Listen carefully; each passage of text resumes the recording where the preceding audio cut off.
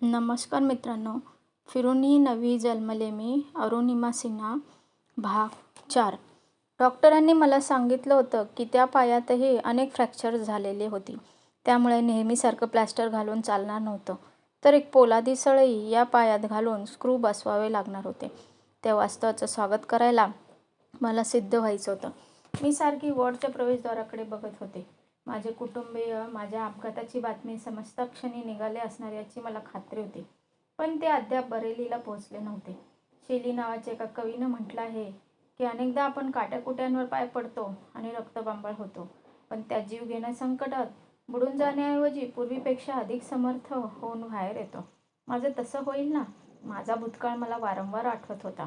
बस्ती जिल्ह्यातल्या कुद्रहा नावाच्या ब्लॉकमधल्या सरकारी प्राथमिक आरोग्य केंद्रात माझी आई आरोग्य पर्यवेक्षक होती. तिला मधुमेहाचा विकार जडलेला होता. तरीही माझ्या वडिलांच्या आकस्मिक मृत्यूनंतर तिने अतिशय धैर्यानं आणि कष्टानं आम्हाला वाढवलं होतं. आमच्या राहत्या घराजवळच एक छोटंसं तळं होतं. त्या तळ्यात बुडून अचानक वडिलांचं देहावसन झालं होतं. ती अगदी चमत्कारिक आणि गूढ दुर्घटना होती. त्या दुर्दैवी घटनेनंतर 8 महिन्यांनी एके दिवशी अचानकपणे पोलिसांनी आमच्या घराचा दरवाजा ठोठावला. आमच्याच नातेवाईकांपैकी कुणीतरी म्हणे तक्रार गुदरली होती की माझी आई, थोरली बहीण आणि थोरला भाऊ यांनी माझ्या वडिलांचा घडवून आणला होता. मी त्यावेळी 6 वर्षाची तर राहुल 5 वर्षाचा होता. त्यामुळे आमची नावं संशयितांच्या यादीत घातलेली नव्हती. आमच्यापैकी तिन्ही वडीलधाऱ्यांना अटक घडवून आणायची आणि आमच्या कुटुंबाचा पुरता कडेलोट करायचा असा काहीतरी कूट कारस्थान रचलेला होता. कदाचित पोलिसांनाही त्याची कल्पना असावी. परंतु तपास तर झालाच, त्यातून काहीच निष्पन्न झाले नाही. होणारही नव्हतं म्हणा. पण माझी आई, बहीण आणि भाऊ यांची जामिनावर सुटका होईपर्यंत त्यांना 22 दिवस पोलीस कोठडीची हवा खावी लागली. ते दिवस मी आणि राहुल यांनी कसे तरी रडत, भेकत एकमेकांना आधार देत काढले. त्याची आजही आठवण झाली की अंगावर काटा येतं. माझ्या वडिलांनी एक गाय विकत आणली होती. ज्यावेळी आजूबाजूची माणसं पशुसारखी वागत होती, त्यावेळी त्या काळात त्या मुक्या प्राण्यांनाच आमचा सांभाळ केला. तिने आमच्या घरावर पहारा तर दिलाच, पण दूध देऊन आम्हाला जगवलंही. आम्हाला आमच्या घरात राहण्याची भीती वाटायची, म्हणून आम्ही दिवसभर त्या गायीशेजारी रडत बसायचो आणि रात्री तिथेच झोपायचो. आमच्या आणखी काही दूरचे आप्तेष्ट उगवले. आमच्या कुटुंबियांना पोलीस कोठडीतून सोडवण्यासाठी मदत करण्याची तयारी त्यांनी दाखवली. पण त्यासाठी खर्च येणार होता. त्याची तरतूद करण्यासाठी आम्हाला आमची गायही विकावी लागली. सुटून आल्यावर माझ्या आईची बदली मेहदावली आरोग्य केंद्रावर झाली. हल्लीच्या संत कबीरनगर जिल्ह्यातले ते एक गाव. कुद्रहापासून ते जवळपास 100 किलोमीटर दूर होतं. माझा थोरला भाऊ मात्र कुद्रहालाच राहिला. आपल्या काही मित्रांच्या भागीदारीत त्याने एक छोटंसं दुकान थाटलं होतं. हे बघण्यासाठी त्याला त्याच गावात राहणं भागही होतं. आम्ही सगळेजण मात्र आईबरोबर मेहदावला राहायला गेलो. अधूनमधून तो आम्हाला भेटायला यायचा. त्याच्या धंद्याचं बस्तान बऱ्यापैकी बसलं होतं.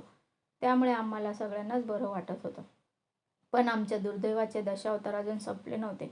एखादं वर्ष गेलं असेल तर राजू भैयाचा खून झाला. त्याच्या भागीदार मित्रांनीच त्याचा काटा काढला असा संशय सर्वांना होता. त्याचं कारण ते कधीच आम्हाला समजलं नाही. माझ्या वडिलांच्या निधनानंतर आमची आर्थिक स्थिती अगदीच खालावलेली होती. आमचे स्थानिक संपर्कही तुटलेले होते.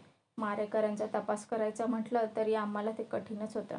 आम्ही त्यावेळी तसे लहानच होतो. त्यामुळे आमच्या आईला कोणकोणत्या दिव्यातून जावं लागलं होतं ते आम्हाला नीटसं कळत नव्हतं.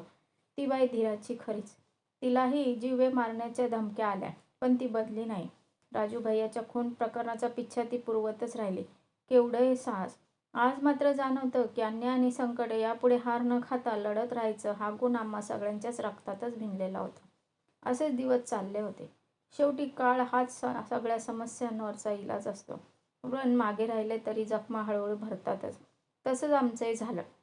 आमच्या आयुष्यातल्या त्या सगळ्या शोकांतिकांना तोंड देत आम्ही तगलोच.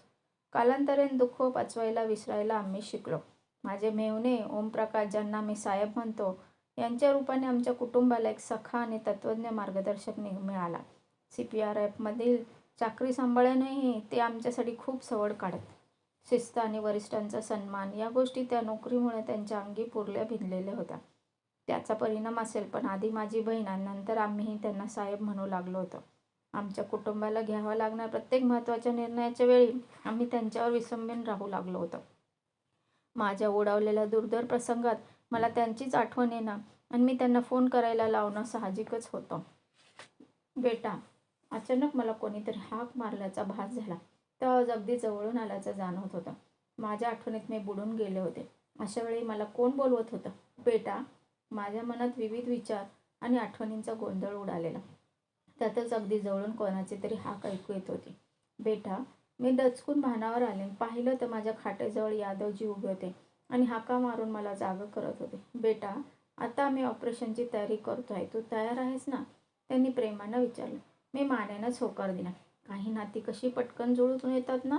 तिकडे कुद्राहात माझ्या नातेवाईकांनीच कट करून आणि कुबाण रचून माझी आई लक्ष्मी आणि राजूभाईंना गजाआड धाडलं होतं आणि इकडे एक अगदी परका माणूस मला जगवण्यासाठी धडपडत होता.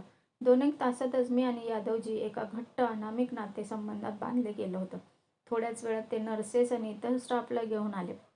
माझ्या जखमा आणि वाळलेले रक्त आणि त्यात साठलेली घाण धुवून पुसून स्वच्छ करण्याचं काम ते अगदी सराईतपणे आणि व्यावसायिक कुशलतेने पार पाडत होते. पण त्यांच्या हातातल्या कापसाच्या बोळ्यांनीही मला वेदना होत होत्या. थोड्याच वेळानंतर ते भूल न देता माझ्यावर एक मोठी शस्त्रक्रिया करणार होते. कसं तोंड देणार होते मी त्यांना?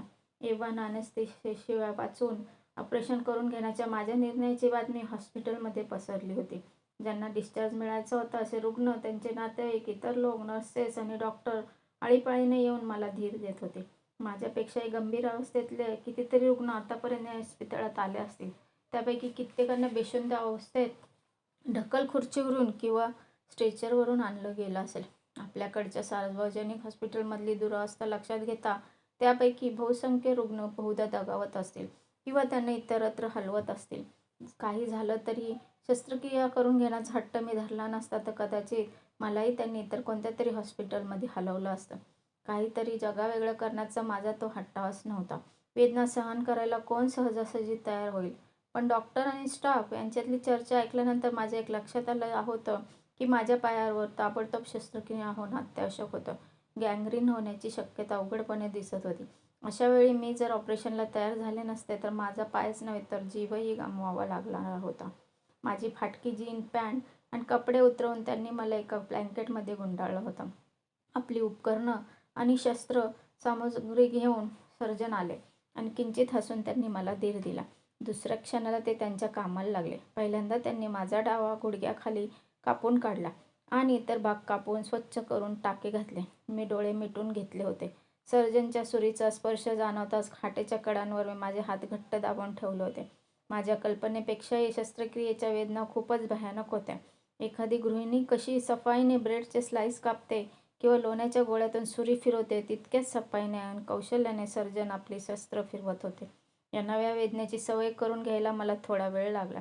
त्या सगळ्या प्रक्रियेत माझं मन गुंतवून ठेवण्यासाठी मी स्वतःशीच काहीतरी बडबड करून पाहत होते. पण मधूनच, विशेषतः माझी कातडी कापली जाताना किंवा जखमेवर टाके घालताना माझ्या तोंडून अस्पष्ट किंकाळी बाहेर पडायची.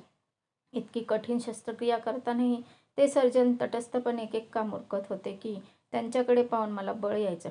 खरंच ते आतूनही तितकेच शांत आणि अविचलित असतील का?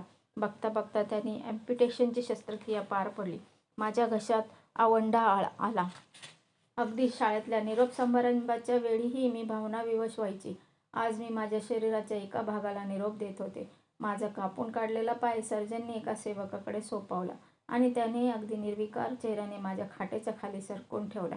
मी स्वतःला नीतीच्या हाती सोपवलेलं होतं. त्यामुळे काळवेळाचं भान मला राहिलं नव्हतं. पण शस्त्रक्रिया बराच वेळ चालली असावी. डॉक्टर मला म्हणाले की शस्त्रक्रिया यशस्वी झाली आहे आणि डावा पाय म्हणजे उरलेला डावा पाय भलं मोठं बँडेज बांधून ठेवून ते निघून गेले. मला प्रचंड थकवा आला होता. त्यानंतर मी लगेच झोपी गेले. जाग आल्यावर पाहिले तर आमच्या वॉर्डमध्ये चक्क एक कुत्रं शिरलं होतं. ते प्रकार अनाकलनीय आणि धक्कादायक होताच, पण मला तो काहीसा विनोदी वाटला. नाटका सिनेमात हृदय हलवून सोडणारा एखादा खूप गंभीर प्रसंग झाला की त्या पाठोपाठ प्रेक्षकांच्या मनावरचा ताण सैल करण्यासाठी एका विनोदी प्रसंग येतो ना, तसंच त्या चतुष्पाद पाहुण्याला वॉर्डमधल्या इतर कुठल्याच गोष्टीत रस नव्हता. त्याच्या तीक्ष्ण रसनेंद्रियांना कच्च्या मांसाचा सुगावा लागला होता. माझ्या खाटेखाली पडलेल्या माझ्या पायाच्या तुकड्याकडे त्याने मोर्चा वळवला आणि तो तुकडा तो आताशासारखा चाटू लागला. ते लक्षात येता क्षणी मी ओरडले. कोणीतरी येऊन त्या कुत्र्याला पिटाळून लावे. हे काम सोपं होतं, पण त्या स्मृती मनातून हलवणं मला अजूनही जमलेलं